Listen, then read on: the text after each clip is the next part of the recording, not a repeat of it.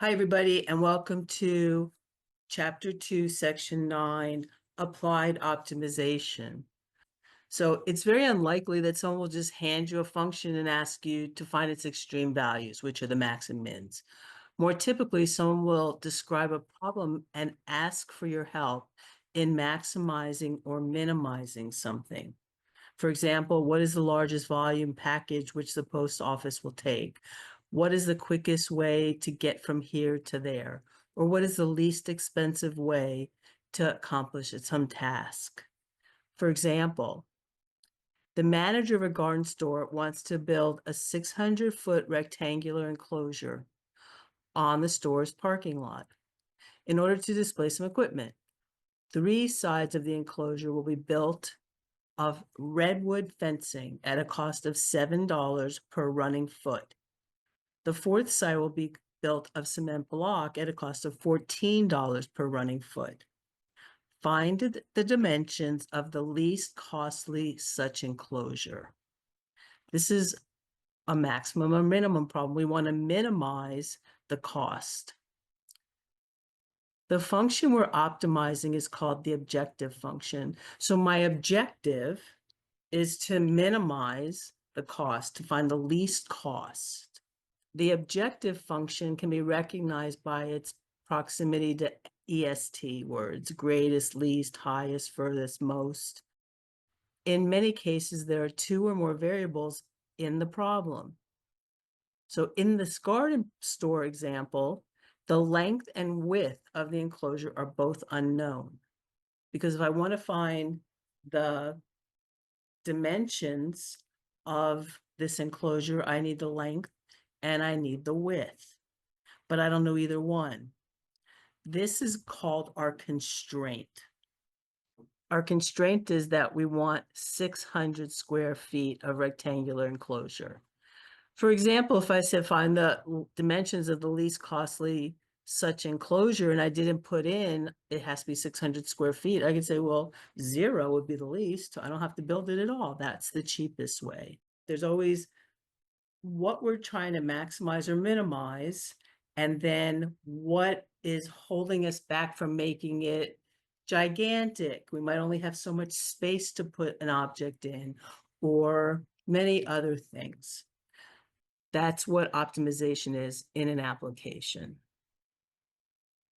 Now, these are the steps to any word problem. So the first step is translate the English statement of the problem line by line into a picture, if that applies, and into math.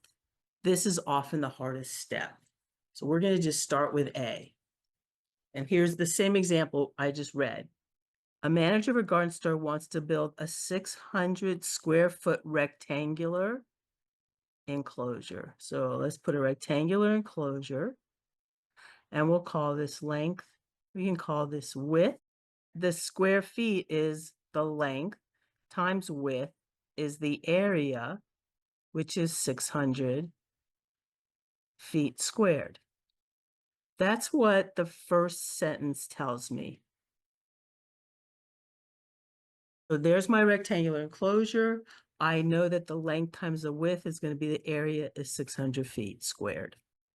3 sides of the enclosure will be built of redwood fencing at a cost of $7 per running foot. 3 sides. So we're going to include probably the 2 longest sides, and we'll make those 2 longest sides cheapest. So this is $7. This is $7 per foot, and this is $7 per foot. And the 4th side, this is going to be $14 per foot. Now, I don't know if the length is going to be smaller, the width is going to be smaller. It's not the point. The point is, whatever the smallest side is, we can assume is going to be the side we're going to spend the most money on to make it the least costly.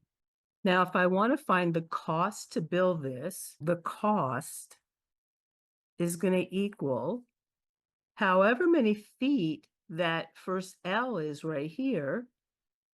I have to multiply that by $7 because it's $7 per foot.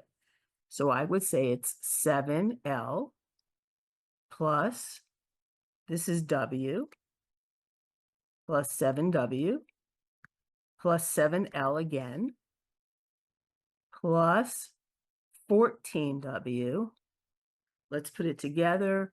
This equals 14L plus 21W. And that's my cost. And we finished step A.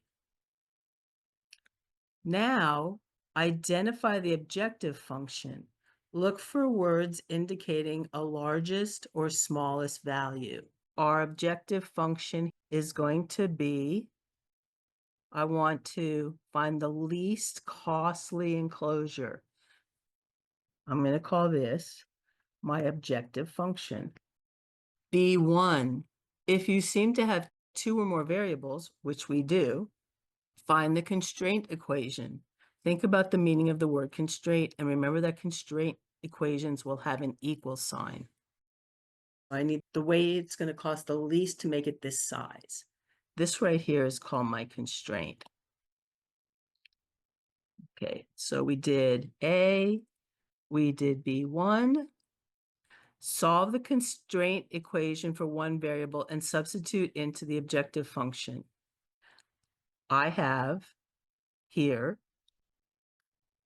600 is equal to LW, and it doesn't matter to me which one we solve for. Whichever one we solve for, we can divide by L and we can solve for W. W is equal to 600 over L. And we solved it for one variable, so check. Use calculus to find the optimum values. Take derivative, find critical point test. Don't forget to check the endpoints. Okay. First thing I'm going to do is I'm going to rewrite my cost function in one variable. Doesn't matter which one, but since we solve for W, it's going to be 14L plus 21 times 600 over L. Now we have cost and we only have one variable.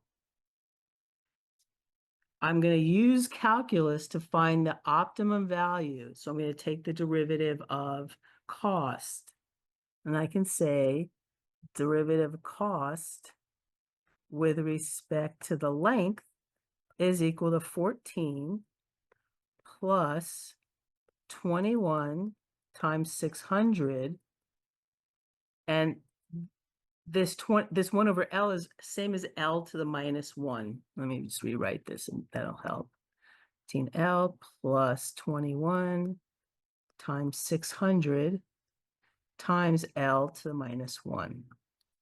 The derivative of L to minus 1 is minus 1 times L to the minus 2 power, which is equal to 14 plus 126, 12,600 negative. That negative sign is going to make this negative. Minus times 1 over L squared. That's my derivative. Now, if I want to minimize it, what do I need to do? I need to set this equal to 0. So now I'm going to set this equal to 0.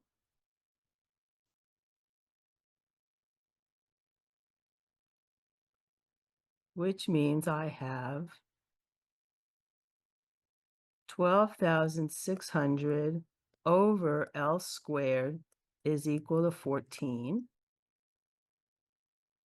I'm multiplying both sides by L squared. I get 12,600 is equal to 14L squared.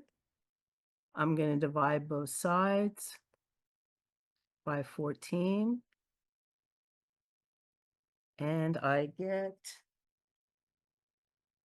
this equals 900,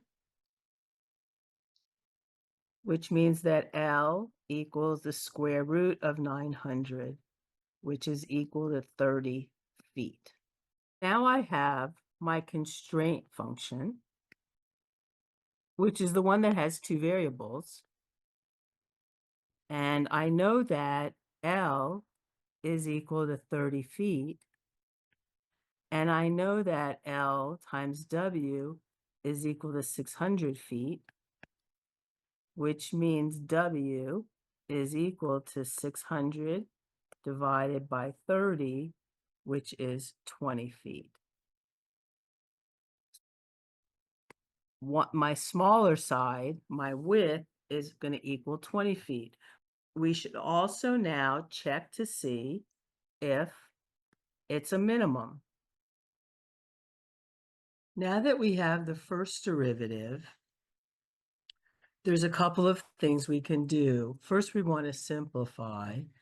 This is going to equal 14 minus, because of the negative, 21 times 600, which gives me 12,600,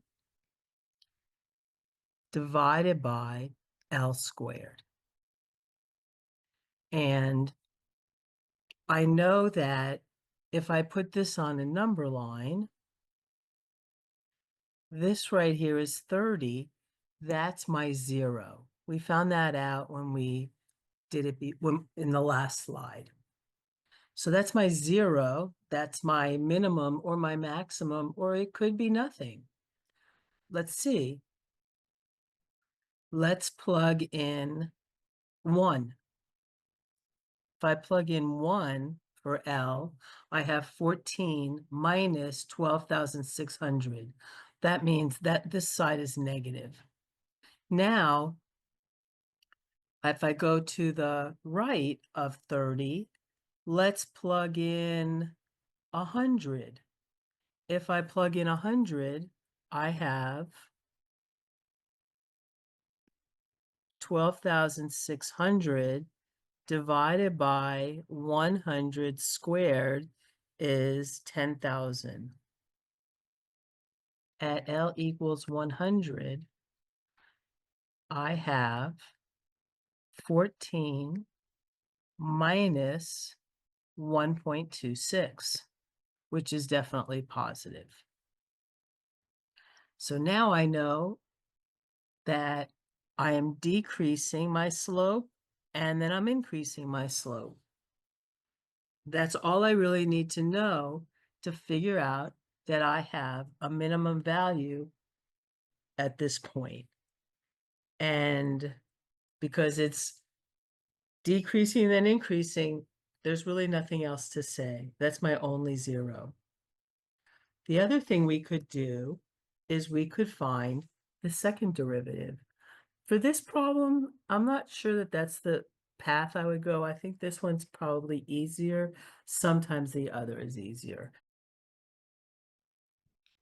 14 minus 12,600 L to the negative 2 power.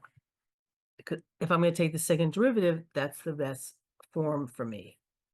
Now the second derivative of the cost with respect to the length is equal to the derivative of 14, which is 0. And then I have negative 2, 12,600 L to the minus 3, which is equal to a positive 25,200 divided by L to the third power. Since all my lengths are positive, I can't have a negative length. This is always positive, which means it's concave up. This is using the second derivative, and the first is using the number line method. Whichever you like is fine. Sometimes it works better one way, sometimes it works better the other. It just depends on the problem. For this one, I think I would have probably just done the number line. I didn't really need to take another derivative.